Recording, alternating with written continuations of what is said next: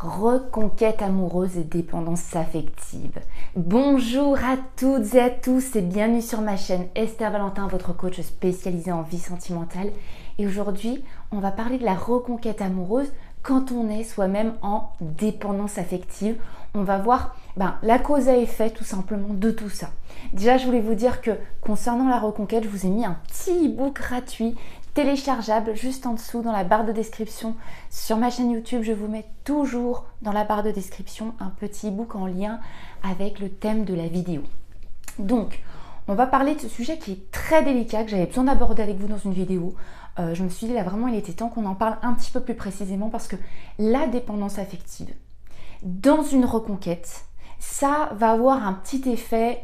Petit, tout est relatif, ça va avoir un effet dont il faut qu'on parle ensemble.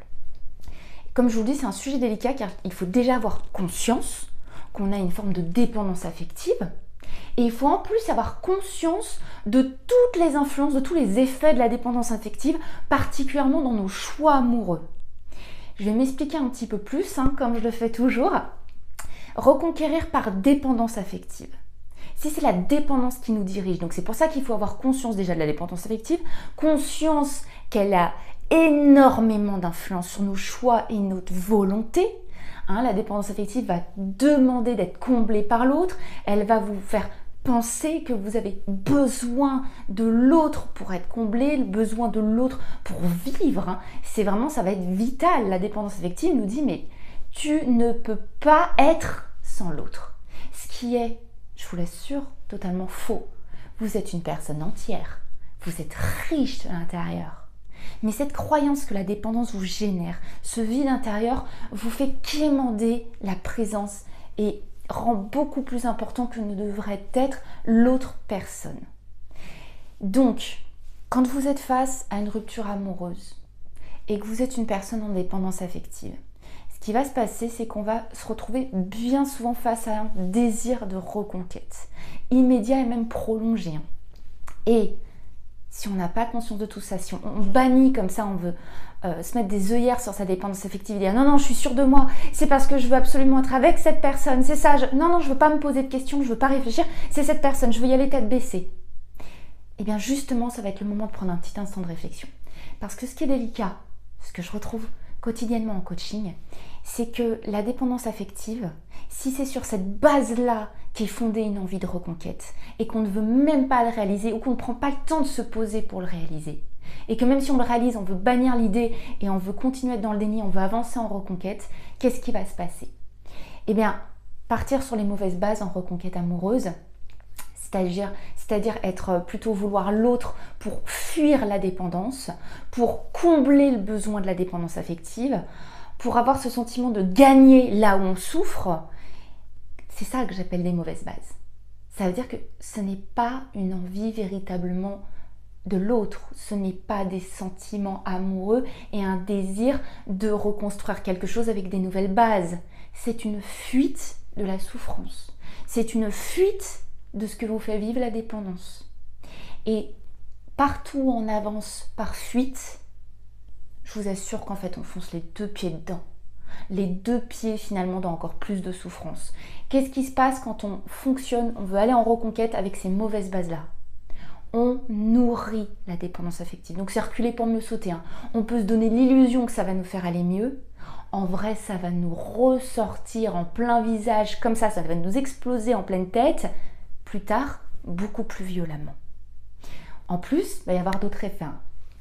Quand je vous dis déjà qu'il va être extrêmement important de se concentrer sur soi et d'utiliser cette période qui est extrêmement bouleversante et peut-être même souffrante pour vous, cette période de vie, c'est le moment où on va pouvoir dépasser la dépendance affective.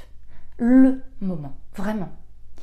Dans tous les cas, il faut bien entendre que votre attitude influencée sur la dépendance affective, l'envie de reconquête faite dans cette fuite de souffrir, elle ne va vraiment pas attirer l'autre.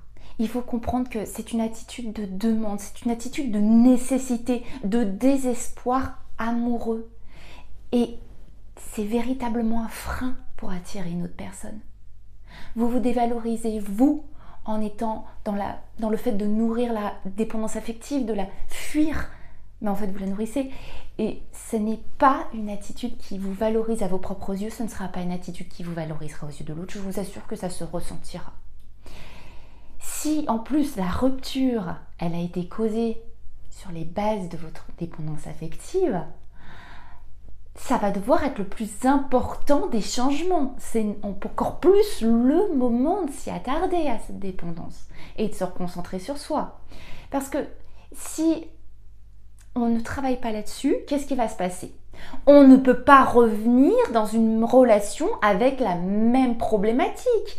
Ça va être automatiquement reproduire la même chose. Si je viens avec les mêmes fondements à proposer, il se passera, il découlera la même suite. La reconquête, le principe, c'est d'arriver avec d'autres fondements, c'est d'arriver avec des évolutions qui font évoluer un concept de relation ensuite. Donc ça crée une nouvelle relation.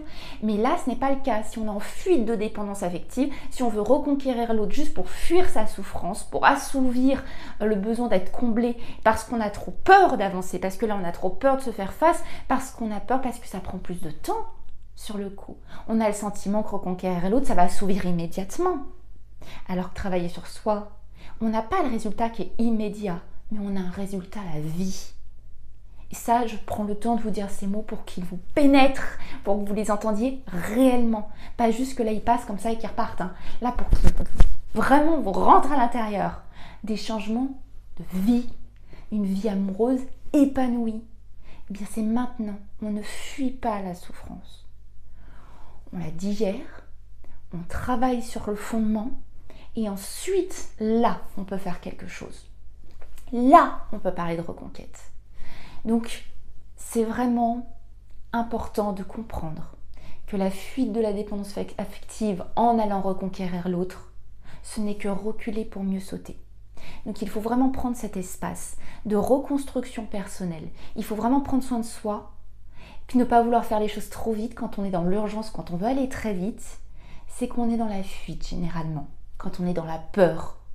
Si vous vous posez 2 secondes et que vous dites attends, si c'est vraiment la relation que je mérite, si c'est vraiment là où je dois me trouver, si je prends le temps, là, en ce moment, d'affronter ce que j'ai affronté, de me retrouver avec moi, de me reconstruire convenablement, de prendre ces prochaines semaines pour moi, de prendre de la distance et ensuite, quand je me sentirai bien, quand j'aurai réalisé que je n'ai pas besoin de l'autre, que j'ai envie de l'autre, mais pas besoin, et que là, je vais refaire ma reconquête. Si c'est là que je dois me trouver, ça sera à ce moment-là que je le trouverai, le milieu du monde.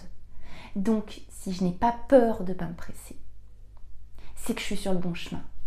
Donc, vous avez compris, c'est parti, c'est maintenant, c'est le moment de vous surpasser vous-même, d'affronter ces failles et finalement de repartir en force, mais en force pour une vie.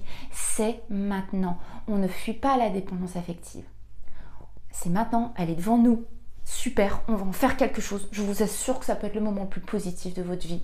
On en reparlera avec du recul quand vous aurez pris tout ça en main et quand là vous voudrez faire une reconquête. Ça sera le bon moment. Si vous vous empressez, vous voulez juste reproduire un même résultat et en fait on s'aveugle, on se met un voile devant les yeux, on ne veut pas voir trop loin et on veut juste assouvir le besoin immédiat. Et quand on veut faire les choses trop vite et trop pressé, je vous assure que c'est pas là qu'on construit les plus grandes et belles choses durables. Donc j'espère vraiment que cette vidéo vous a parlé, qu'elle vous plaît, que vous comprenez ce détail important quand on est en dépendance affective, la reconquête amoureuse. Il faut vraiment faire la distinction entre est-ce que je suis en train de fuir la dépendance, qu'en fait je la nourris inconsciemment en ne voulant pas m'affronter moi-même, ou est-ce que je prends du temps, que là je crois en moi, que je ne suis pas une dépendance affective, je suis tellement d'autres choses. Donc justement, je suis face à ma faille, je vais la surmonter, puis après derrière, il n'y a plus rien qui peut m'arrêter. Là, je suis sur le bon chemin. Comme je vous le dis, j'espère vraiment que cette vidéo vous a plu. Si c'est le cas, n'hésitez pas à la liker. Et puis dans tous les cas, vous savez très bien que moi, je vous retrouve très très vite pour une prochaine vidéo parce que je ne vous lâche pas. À très très vite. Bye bye.